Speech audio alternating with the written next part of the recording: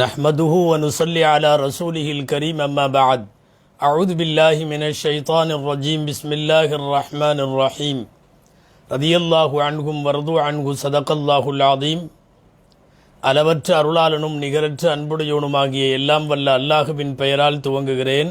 அருமை நாயகம் முஹம்மதுர் ரசூலுல்லாஹ் ஸல்லல்லாஹு அலைஹி வஸல்லம் அவர்களின் மீதும் நட்பாக்கியங்கள் நிறைந்த அவர்களுடைய உம்மத்தினர், குறிப்பாக இக்காணொளியில் இணைந்திருக்கிற நம் அனைவர் மீதும் எல்லாம் வல்ல அல்லாஹுவின் நல்லருள் என்றென்றும் நிறைவாக உண்டாவதாக. ஆமீன். அல்லாஹுவின் பேரருளால் இஸ்லாத்தின் வேர்களும் விழுதுகளும் என்கிற இந்த வரலாற்று தொடருடைய 91வது நாளான இன்று நபிகள் நாயகம் ஸல்லல்லாஹு அலைஹி வஸல்லம் அவர்களின் அணுக்கம் பெற்ற தோழர்களில் நெருக்கத்திற்குரியவர்களில் ஒருவர் திஹ்யத்துல் கலபி ரதியல்லாஹு அன்ஹு அவர்களை பற்றி பார்க்க இருக்கிறோம். பல்வேறு வகைகளிலும் பிரபலமான சஹாபிகளின் பட்டியலிலே இவர்கள் அடங்குவார்கள். திஹ்யத் இப்னு ஹலீஃபா அல் கலபி என்பது இவர்கள் பெயரோடு இணைந்த கோத்திரப் பெயர்.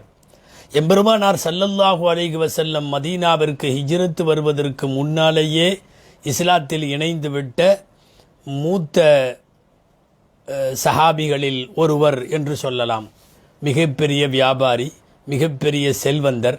இது எல்லாத்துக்கும் மேலாக இந்த தொடர் முழுக்க நாம் ஒரு விஷயத்தை விரிவாக பேசுவோம். அதில் ஒன்று இவருடைய பேரழகு.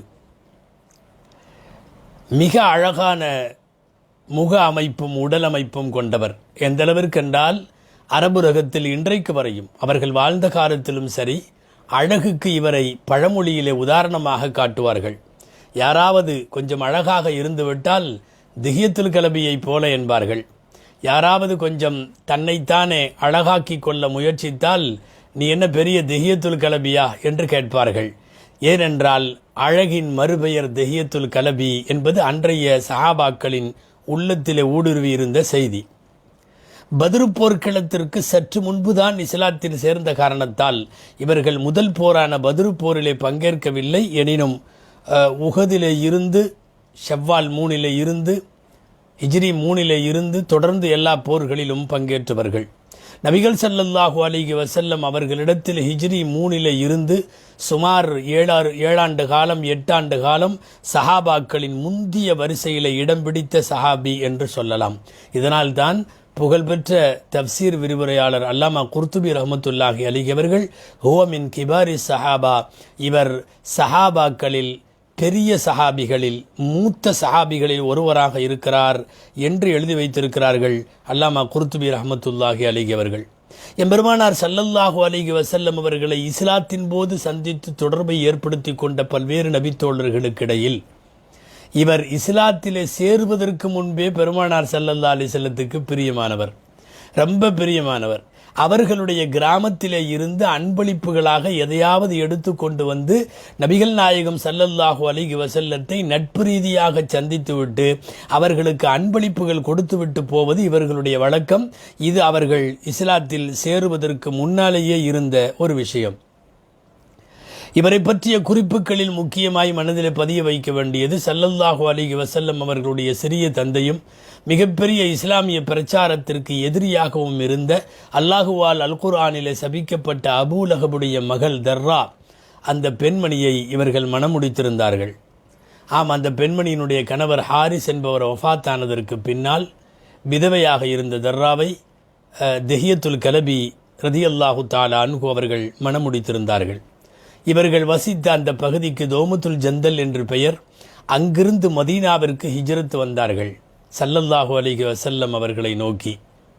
மதீனாவின் ஆச்சரியமான விஷயங்களில் ஒன்று என்ன தெரியுமா? போவோர் வருவோர் நிற்பவர் நடப்பவர் இருப்பவர் ஆண் பெண் அத்தனை பேரும் திஹ்யத்துல் கலபியை நின்று வேடிக்கை பார்ப்பார்களாம். காரணம், காண்போரை கவர்ந்தெழுக்கும் அவ்வளவு பெரிய பேரழகு.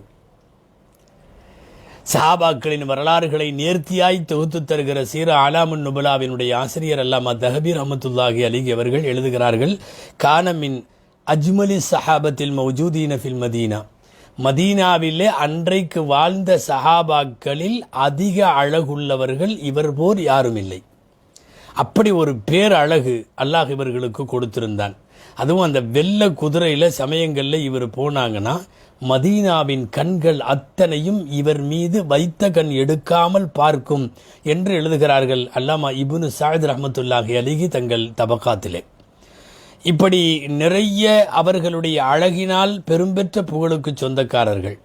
இப்போது வாருங்கள், முக்கிய விஷயம் ஒன்றை கவனிப்போம். தபரானியிலே பதிவாக இருக்கிறது, சிஹாசித்தாவிலும் நிறைய நூல்களில் பதிவாக இருக்கிறது, தப்சீர்களிலும் நிறைய தப்சீர்களில் பதிவாக இருக்கிறது.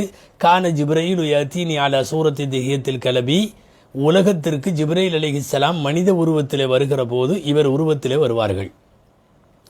இவர் உருவத்தில் தான் வருவார்கள். காரணம், இவர் மிக அழகிய மனிதர். ஜிப்ரீல் அலைஹிஸ்ஸலாமுக்கு மனித தோற்றம் வானவர் தலைவருக்கு மிக அழகான தோற்றமாக அமைந்தது. திஹியத்துல் கலபியுடைய தோற்றம், இவரின் தோற்றத்தில் தான் வருவார்கள் ஜிப்ரீல் அலைஹிஸ்ஸலாம். அதனால் தான் நாம் இன்றைக்கு தலைப்பிடுகிற போது வானவர் ஜிப்ரீலின் மனப்பான தோற்றம் திஹியத்துல் கலபி ரதியல்லாஹு அன்ஹு என்று பதிவு செய்திருக்கிறோம். திஹியத்துல் கலபி ரதியல்லாஹு தஆலா அன்ஹு அவர்களுடைய உருவத்தில் ஜிப்ரீல் அலைஹிஸ்ஸலாம் வருவதை பற்றிய பல்வேறு ஹதீஸுகள், ஒன்றுக்கொன்று வலுவூட்டக்கூடியவையாக நிறைய அறிவிப்புகள் இருக்கிறது. ஆயிஷா ரதியல்லாஹு தஆலா அன்ஹா அறிவிப்பை பார்க்கலாம் வாங்க. ஸல்லல்லாஹு அலைஹி வஸல்லம் அவர்கள் ஹந்தக் என்கிற அகழ் போரை முடித்துவிட்டு திரும்பி வந்தார்கள். வீட்டில் இருந்தாங்க. வந்து அப்போ தான் உள்ளே நுழைஞ்சிருப்பாங்க. அன்னைக்கு என் வீட்டில் ரசூலுல்லா தங்குற முறை. ரசூலுல்லா என் வீட்டில் வந்து தங்குறதுக்கு உள்ளே வந்துட்டாங்க. வந்த உடனே பின்னாடியே கதவு தட்டப்பட்டது. தட்டப்பட்ட உடனே ஸல்லல்லாஹு அலைஹி வஸல்லம் பதறி போய் வேகமாக கதவை திறந்தாங்க. திறந்த உடனே ஒருத்தர் உடனே வெளியே கிளம்பி போனாங்க. நானும் பின்னாடியே போனேன், எங்கே போகிறாங்கன்னு பார்க்கறதுக்காக. போனால் ஒரு மனிதர் அழகான வெள்ளை வாகனத்தில் உட்கார்ந்திருக்கிறார். நபி ஸல்லல்லாஹு அலைஹி வஸல்லம் அவருக்கு முன்னாலே போய் ஒடுங்கி போய் நின்றார்கள். ரசூல் ஸல்லல்லாஹு அலைஹி வஸல்லம் அந்த மனிதரோடு பேசினார்கள். ஆயிஷா அம்மா நேர்முக வர்ணனை மாதிரி செய்கிறாங்க அவங்கள. வெள்ளை ஒட்டகத்திலே அமர்ந்திருக்கின்ற ஜிப்ரீல் அலைஹிஸ்ஸலாம் அவர்களை பற்றி சொல்லுகிறார்கள். ஒரு மனிதரை சந்திக்க என்று துவங்குகிறது இது. அவர் வெள்ளை தலைப்பாகை அணிந்திருந்தார். அந்த தலைப்பாகையினுடைய பின்னால் உள்ள குஞ்சத்தை எடுத்து தோல் புஜத்தின் மீது தொங்கிக் கொண்டிருக்கிற வண்ணம் போட்டிருந்தார்.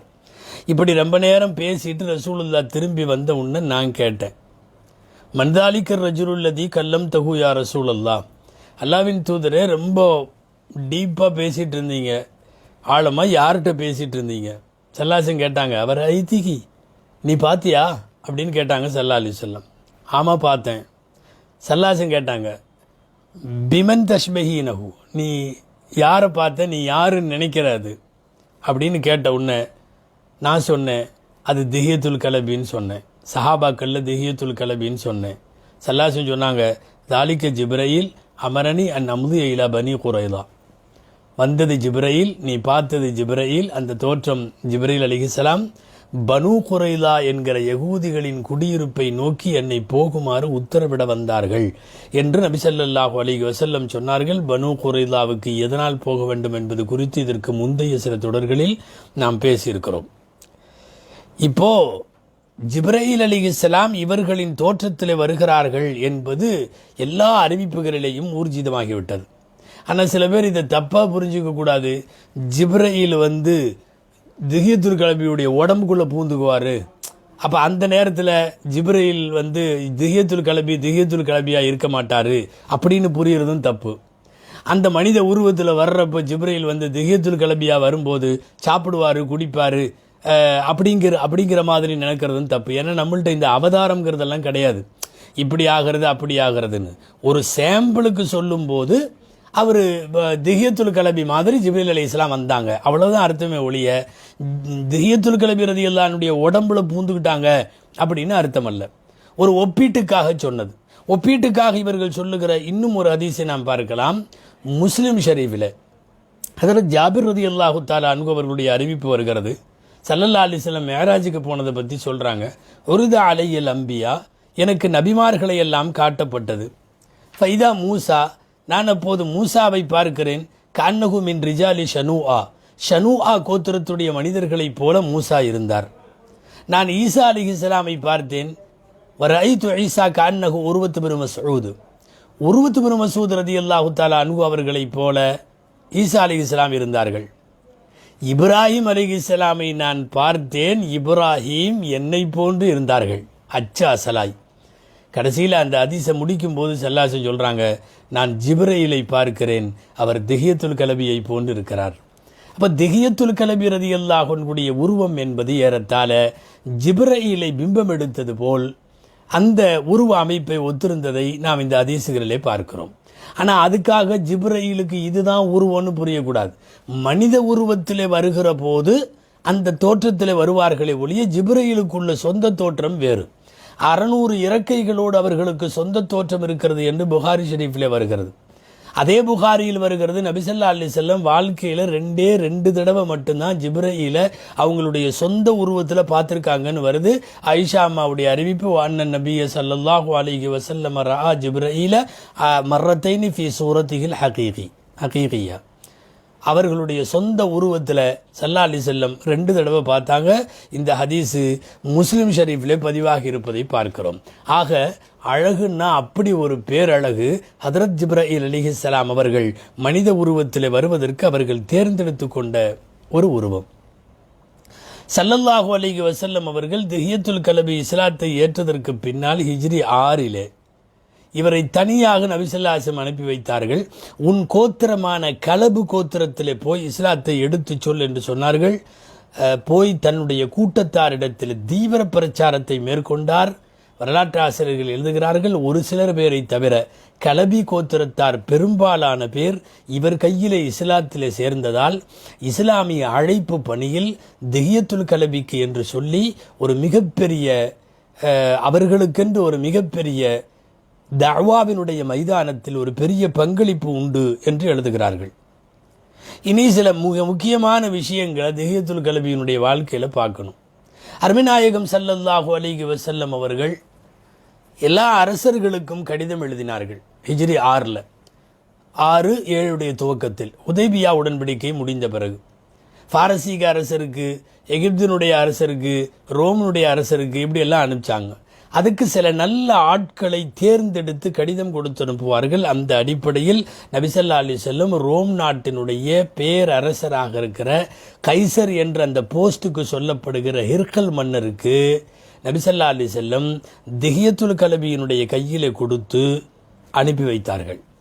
அதனால்தான் இன்றைக்கு வரையும் திஹியத்துல் கலபியை பதிவு செய்கிற வரலாற்று ஆசிரியர்கள் ரசூலில்லா, அல்லாஹ்வுடைய தூதருடைய தூதர் என்று இவரை பற்றி எழுதுகிறார்கள். ஸல்லல்லாஹு அலைஹி வஸல்லம் இவரை தேர்ந்தெடுத்து அனுப்பியதற்கு பல்வேறு காரணம். முதல் காரணம் ஒன்று, பார்ப்பவர்கள் அத்தனை பேரும் சபையில் விழுந்துடணும் இவரை பார்த்தா. அப்படி ஒரு கவர்ச்சி மிகுந்த அழகான தோற்றம், ஒரு தடவை பார்த்து விட்டால் பார்வையை எடுக்க தோணாத அப்படி ஒரு வசீகரம். இது 1வது காரணம். 2வது, இஸ்லாமிய மார்க்க சட்டங்கள் அனைத்தையும் எங்காவது போகிற இடத்தில் ஒரு இஸ்லாமிய தூதரிடத்தில் வினா தொடுக்கப்பட்டால் விடையளிக்கிற அளவுக்குள்ள மார்க்க விவரங்கள் நிறைந்திருக்க வேண்டும். அந்த அடிப்படையில் திஹியத்துல் கலபி மார்க்க அறிவின் கருவூலம். ஏற்கனவே பல பேரை இஸ்லாத்திலே சேர்த்திய போது என்ன சொல்லி இஸ்லாமிலே சேர்க்க வேண்டும் என்கிற எல்லா யுக்திகளும் தெரிந்தவர். இது 2வது காரணம். திஹியத்துல் கலபி ரலியல்லாஹு அன்ஹு அவர்களை ரோம் நாட்டு பேரரசரிடம் அதிபரிடம் அனுப்பி வைப்பதற்கு 3வது காரணம், துருவி யாராவது கேள்வி கேட்டால் துருவுபவர்களுக்கு சமயோசிதமாய் சரியான பதில் தரக்கூடிய ஒரு ஆற்றல் திஹியத்துல் கலபியிடம் இருந்தது. 4வது ஒரு காரணம், ரோம் மக்கள் அதிகம் பேசுகிற சுரியானி பாஷை திஹியத்துல் கலபிக்கு அத்துப்படி. இந்த பல்வேறு காரணங்களால் அழகு, ஆற்றல், அறிவு, விவாதம், அதற்கு பிறகு சுரியானி மொழி, பிற மொழிகளின் பாண்டித்தியம், இதனால் தேர்ந்தெடுத்து ஹதரத் ரசூலுல்லாஹி ஸல்லல்லாஹு அலைஹி வஸல்லம் அவர்கள் திஹியத்துல் கலபி ரலியல்லாஹு அன்ஹு அவர்களை ரோம் நாட்டினுடைய அதிபரின் பக்கம் அனுப்பி வைக்கிறார்கள். சொல்லி கொடுத்தாங்க என்னன்னு, இந்த கடிதத்தை நீ போய் புஸ்ராவுடைய கவர்னர்கிட்ட கொடுக்கணும். புஸ்ராவுடைய கவர்னர்கிட்ட கொடுக்கணும். அவர் ரோம் நாட்டு ஹிர்கல் மன்னர்கிட்ட கொடுப்பார். ஏன்னா அந்த காலத்தில் ஒரு பழக்கம், அந்நிய தூதர்களாக போகிறவங்க டைரெக்டாக ஜனாதிபதியை பார்க்க முடியாது. ஃபஸ்ட்டு மாநில கவர்னர்கிட்ட சப்மிட் பண்ணணும் லெட்டரை. மாநில கவர்னர் அந்த கடிதத்தை அவர் ப்ரமோட் பண்ணுவார் யாருக்கு, ஜனாதிபதிக்கு. அப்படி தான் போகும், அதுதான் ப்ரொசீஜர். இது கடிதங்கள் கொண்டு போய் தூதர்கள் சேர்த்து கொள்வதற்கு அன்றைக்கு இருந்த ஒரு புரோட்டோகால், ஒரு முறை. அதே மாதிரி திஹியத்துல் கலபி எடுத்துக்கொண்டு போய் யார்கிட்ட கொடுக்குறாரு? பஹ்ரைனுடைய கவர்னர்கிட்ட. அந்த கவர்னர் அதை வாங்கி கொண்டு கைசருடைய மன்னரிடத்தில் கொண்டு போய் கொடுக்கிறார். கடிதத்தில் என்ன இருக்குது? மின் முஹம்மது பின் அப்துல்லா இலா அதீமிர் ரூமி ஹிர்கல். முகமது சல்லல்லா அலிசல்லம்கிட்ட இருந்து, அப்துல்லாவுடைய மகன் முகம்மதுகிட்ட இருந்து ரோம் நாட்டின் அதிபரான ஹிர்கலுக்கு எழுதப்படுவது, அஸ்லிம் தஸ்லிம் யுதிகல்லாஹு அஜ்ரக மர்ரத்தைன், நீங்கள் இஸ்லாமிலே இணைந்து விடுங்கள், எல்லா வகையிலும் பாதுகாப்பு பெறுவீர்கள், அல்லாஹ் உங்களுக்கு இரட்டை கூலி தருவான். ஃபைன் தவல்லைத ஃபஅலைக இஸ்முல் அரிசீன், நீங்கள் ஒருவேளை இஸ்லாத்திலே சேரவில்லை என்று மறுத்தால், நீங்கள் இஸ்லாத்தை எடுத்துக்காட்டிய பின்னாலும் மறுத்த குற்றம் மட்டுமல்லாமல் உங்கள் நாட்டிலே இருக்கின்ற பல நூறு பேர் அல்லது பல்லாயிரம் பேர் இஸ்லாத்தில் சேருவதற்கு தடுத்த வகையிலே நீங்கள் உங்கள் பின்பற்றுபவர்களின் பாவத்தையும் சேர்த்து சுமக்க வேண்டியது வரும் என்றெல்லாம் சொல்லிவிட்டு, குலியா அஹ்லல் கிதாபி தஆலு இலா கலிமத்தின் சபாஇம் பைனனா வ பைனக்கும் என்ற திருமறை ஆயத்தை எல்லாம் எழுதி நபி ஸல்லல்லாஹு அலைஹி வஸல்லம் அதைத்தான் கொடுத்து அனுப்பினார்கள். கடிதம் பஹ்ரைனுடைய கவர்னருக்கு போய் அங்கிருந்து ஹிர்கலுக்கு போய்விட்டது. கடிதம் கைசருடைய கைக்கு, ஹிர்கலுடைய கைக்கு கிடைத்ததற்கு பின்னால் அவர் உண்மையாகவே ஈமான் கொண்டு விட்டார். ஆனால் அவருடைய அமைச்சரவை, அவருடைய சகாக்கள், அவருடைய படை வீரர்கள், அவருடைய சிப்பாய்கள், அவரோடு இருந்தவர்கள் எல்லாம் ஈமானை மறுத்து விட்டார்கள். அங்கே பெரிய கூச்சல் குழப்பம் ஏற்பட்டது. திஹியத்துல் கலபி வெளியே வந்து விட்டார். நேராக வந்து ஸல்லல்லாஹு அலைஹி வஸல்லம் சொன்னார், அரசர் ஏற்றுக்கொண்டார், மக்கள் ஏற்கவில்லை என்று பதில் சொன்னார். திஹியத்துல் கலபி ரலியல்லாஹு அன்ஹு இப்படி சொன்ன உடனே ஸல்லல்லாஹு அலைஹி வஸல்லம் சொன்னாங்க, தப்பத் அல்லாஹு முல்கஹு, அல்லாஹ் அந்த ஹிர்கல் மன்னரின் ஆட்சியை தரிபடுத்துவானாக என்று துஆவும் செய்தார்கள். அவ்வாறே அந்த ஆட்சி தரிபட்டு இருந்தது என்பதையும் பார்க்கிறோம். திஹியத்துல் கலபி ரலியல்லாஹு தஆலா அன்ஹு அங்கிருந்து வரும்போது, இந்த தூதுவரா போன விஷயம் முடிஞ்சது. அங்கிருந்து வரும்போது ஒரு கிபித்தி ஆடை, எகிப்து ஆடை ஒன்றை கொண்டு வந்தாங்க. நல்ல உயர் ரகமான ஆடை. அவங்க கொண்டு வந்தது எல்லாம் அன்பளிப்பாக கொடுத்துட்டாங்க மற்றவங்களுக்கு, ரசூலுல்லாவுக்கெல்லாம். ஸல்லல்லாஹு அலைஹி வஸல்லம் ஒரு அன்பளிப்பு செஞ்சாங்க. அந்த ஆடை எகிப்தினுடைய ஆடை. ஏன்னா இவர் இப்போ போயிட்டு வந்தது ஹிர்கல் மன்னர்கிட்ட பஹ்ரைன்லேருந்து வர்றார். அழகான எகிப்து ஆடை, ரொம்ப பெருசு அது ஆடை. கொடுத்து ஸல்லல்லாஹு சொன்னாங்க, இஜால் சுதாயிஹா கமீசன், இந்த துணி 3 பங்கு இருக்குது, இதில் 2 பங்கை வெட்டி நீ சட்டை தைச்சிக்கோ. அந்த 1 பங்கு இருக்குமல்ல, மொத்த துணியை 3 பங்காக பிரித்தா 2 பங்கை வெட்டியாச்சு. 3 மீட்டர்னு வைங்களேன், 2 மீட்டரை வெட்டியாச்சு, சட்டை தைச்சிக்கோ. இன்னும் ஒரு மீட்டர் இருக்குது, இன்னும் சும்மா மீட்டருன்னு உதாரணமாக சொல்கிறேன், பெரிய அளவில் ஒரு துணி, அதை உன்னுடைய மனைவிட்ட கொடு, அது போட்டுக்கிட்டோம், ஜில்பாபாக தலை துணியாக மறைப்பதற்கு தலை துணியாக போட்டுக்கிட்டோன்னு சொல்லிட்டாங்க ஸல்லல்லாஹு அலைஹி வஸல்லம். அவர் போயிட்டார் வாங்கிட்டு. போனவர் திரும்ப கூப்பிட்டாங்க, இங்கே வான்னாங்க. என்ன பிரச்சனைனா, அந்த ஆடை ரொம்ப மெல்லிய ஆடை, உள்ளே இருக்கிறது அப்பட்டமாக காட்டுற மாதிரி ஆடை, அப்படி ஒரு மெல்லிய துணி, எகிப்து நாட்டு துணி. போனவரை திஹியத்துல் கலபி ரலியல்லாஹு அன்ஹு கூப்பிட்டு ஸல்லல்லாஹு சொன்னாங்க, இங்கே வா அப்படின்னு கூப்பிட்டு, உன் மனைவிக்கு இந்த துணியை கொடுக்கும்போது இப்படி சொல்லு, அதுக்கு கீழே வேற ஏதாவது ஒரு துணியை போட்டு மேலே இந்த துணியை போட்டுக்க சொல்லு, ஏன்னா இது ரொம்ப மோசமாக உள்ளதை எடுத்து வெளியிலே காட்டும். ரொம்ப ஆழமாக யோசிக்க வேண்டிய, இன்றைய பெண் சமுதாயத்திற்கு நிறைய படிப்பினைகளை உள்ள ஒரு இது. தலைக்கு போடுற துணி, ஒரு முக்காடு, ஒரு மக்கன்னா, ஒரு உடுப்பு ரொம்ப லேசாக இருக்குது. ரசூலுல்லாஹ் சொல்கிறாங்க, கீழே ஒரு துணியை முதல்ல போட்டுக்கணுமா, அதுக்கு மேலே இந்த அழகான வேலைப்பாடுடைய எகிப்து துணியை போட்டுக்கணுமா. லேசாக தலை துணி கூட இருக்கக்கூடாதுன்னா, இன்னைக்கு உடம்பு பூராமே ஆக லேசாக அப்பட்டமாய் அங்கங்கள் தெரியக்கூடிய அளவுக்கெல்லாம் அவர்களுடைய அழகை, உடலமைப்பை யூகிக்கக்கூடிய அளவுக்கெல்லாம் ஆடை உடுத்துகிற பெண்களை என்னவென்று சொல்ல. ஒரு சில அறிவிப்புகளில் வருது, இந்த எகிப்து துணியை மனைவிட்ட கூட ஒரு வேட்டியை விரித்து கீழே போட்டுட்டு அதுக்கு மேலே இதை போட சொல்லுன்னு வேட்டிங்கிற வார்த்தையே வந்திருக்கு. அப்போது ஒரு மெல்லிய ஆடை அணிவதை நபிகள் நாயகம் ஸல்லல்லாஹு அலைஹி வஸல்லம் அப்பட்டமாய் அழகு வெளிக்காட்டப்படுவதை எவ்வளவு தூரம் தடுத்திருக்கிறார்கள் என்று நாம் பார்க்கிறோம். ஹைர் திஹியத்துல் கலபி ரலியல்லாஹு அன்ஹுவின் அற்புதமான நிறைய செய்திகள் அடங்கிய வரலாறு. இவர் ஒரு தடவை துணிமணி எல்லாம் கொண்டு வந்தார், திஹியத்துல் கலபி ரலியல்லாஹு அன்ஹு வெளியூர் போயிட்டு. அபூ ஹுரைரா ரலியல்லாஹு தஆலா அன்ஹு சொல்கிற அறிவிப்பு, மதீனாவுக்கு வந்தார் வெளியூர் போயிட்டு. வந்த உடனே ஜும்மா தொழுகை நடந்துகிட்ருக்கு, ஸல்லல்லாஹு அலைஹி வஸல்லம் குத்துபா ஓதிட்டுருக்காங்க. திஹியத்துல் கலபி வெளியூர்லேருந்து வந்திருக்காரு, ஒட்டகத்தில் நிறையா துணி கொண்டு வந்திருக்கிறாருன்னு யாரோ சொல்லிட்டாங்க. இந்த கடைசியில் உட்காந்துருந்தவங்க சில பேர்லாம் ஜும்மா விட்டுட்டு போயிட்டாங்க. ரசூல்லா குத்துபா ஓத ஒட்டகத்தில் வந்திருக்கிற துணியை பார்க்க போயிட்டாங்க.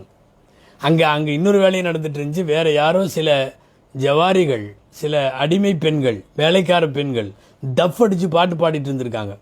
ஒரு கூத்து மாதிரி, ஒரு நாடகம் மாதிரி, ஒரு கலை நிகழ்ச்சி மாதிரி வச்சுங்களேன். டஃப் ஏதோ நடந்துட்டு இருந்திருக்குது.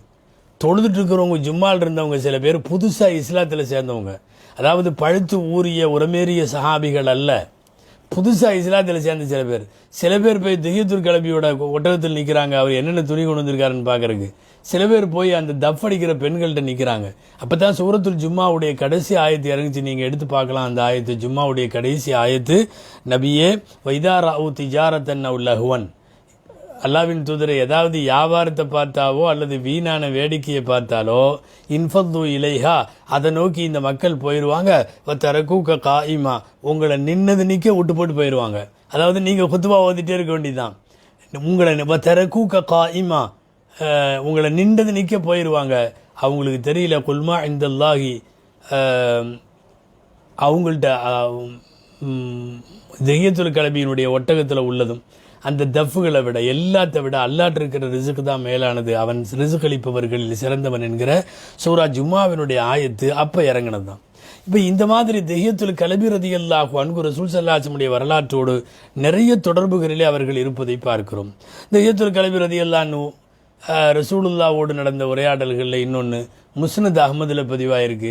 ஸல்லல்லாஹு அலைஹி வஸல்லம் சொன்னாங்க, திஹியத்துல் கலபி ரலியல்லாஹு அன்ஹு சொன்னாங்க ரசூல் ஸல்லல்லாஹு அலைஹி வஸல்லத்திட்ட ஒரு தடவை வந்து, அல்லாவின் தூதரை, நான் ஒரு குதிரை கொண்டு வர்றேன், குதிரையை கொண்டு வந்து உங்கள்கிட்ட, நான் ஒரு கழுதையை கொண்டு வர்றேன், உங்கள்கிட்ட குதிரை இருக்குது, ரெண்டையும் சேர விடுவோம், ரெண்டையும் சேர்ந்துச்சுன்னா கோவேரி கழுதை பிறக்கும், அது உங்களுக்கு வாகனத்துக்கு ரொம்ப உதவும், அது நல்லது தானே, அப்படி செய்யட்டுமா?